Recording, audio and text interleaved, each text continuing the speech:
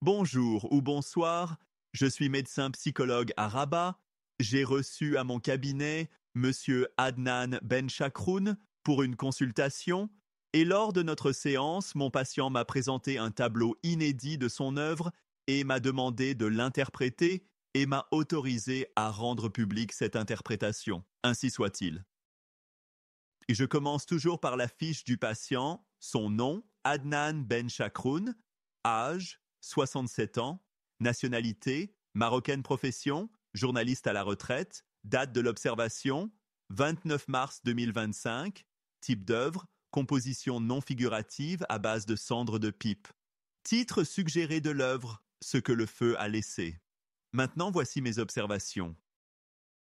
Je rappelle toujours le contexte Monsieur Adnan Benchakroun, âgé de 67 ans, de nationalité marocaine, a présenté une œuvre réalisée à partir de cendres issues de la combustion de tabac de pipe.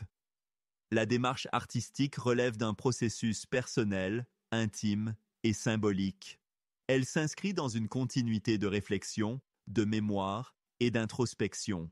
Le médium utilisé, les cendres, témoigne d'un choix fort, créé à partir de la matière brûlée, résiduelle, porteuse de mémoire, évoque un acte de transmutation du vécu, de ce qui a été consommé, en une nouvelle forme d'expression. Voici mon analyse formelle de l'œuvre. L'œuvre s'inscrit dans une esthétique brute, organique, volontairement éloignée de la figuration. Les lignes noires de cendre suivent un tracé libre mais structuré. Certaines zones évoquent des ramifications, des entrelacs, voire des formes végétales ou corporelles. Le fond blanc, laissé partiellement visible, renforce le contraste et introduit un dialogue entre le vide et la trace, entre la lumière et ce qui reste. Le geste artistique semble animé par une pulsion créatrice mêlée à un besoin de canalisation émotionnelle, à travers des motifs répétés mais non rigides. J'ai commencé par mon interprétation psychodynamique de cette œuvre.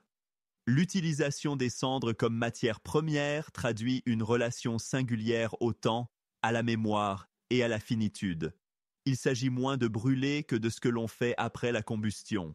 Cette œuvre semble incarner un processus de sublimation, un déplacement du feu intérieur, souvenir, émotion, réflexion, vers une matière visible. La composition indique une personnalité marquée par la lucidité, la retenue, mais aussi la sensibilité et le besoin de transmission. Le rapport à la lenteur, fumer la pipe, et à la trace, cendres organisées, témoigne d'une intelligence contemplative, soucieuse de conserver, de relire, de réinterpréter. Le patient semble chercher à donner une forme au chaos ou à l'impalpable, comme s'il organisait ses strates intérieures sur la surface blanche d'une page. Puis, j'ai fait une hypothèse projective.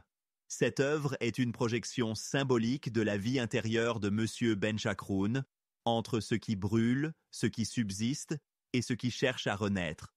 Elle ne crie pas, mais elle murmure. Elle ne décrit pas, mais elle suggère.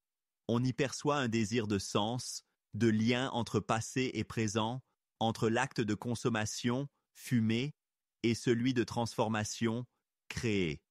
Il s'agit peut-être d'un acte réparateur ou d'une ritualisation du temps. L'absence de narration explicite peut traduire une posture poétique, voire philosophique, face à l'existence, celle d'un homme qui préfère laisser la trace parler d'elle-même plutôt que de tout dire. Pour une conclusion clinique, je pense que M. Adnan Benchakroun présente à travers cette œuvre un profil marqué par l'introspection, la sensibilité au temps et la capacité de résilience symbolique. La création à partir de cendres relève d'un acte de mémoire et de transmutation.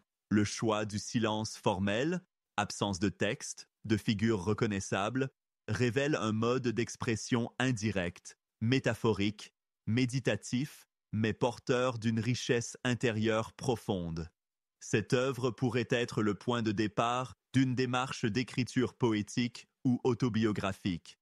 Elle appelle à une suite, à une mise en mots de ce qui, pour l'instant, ne fait que brûler en silence.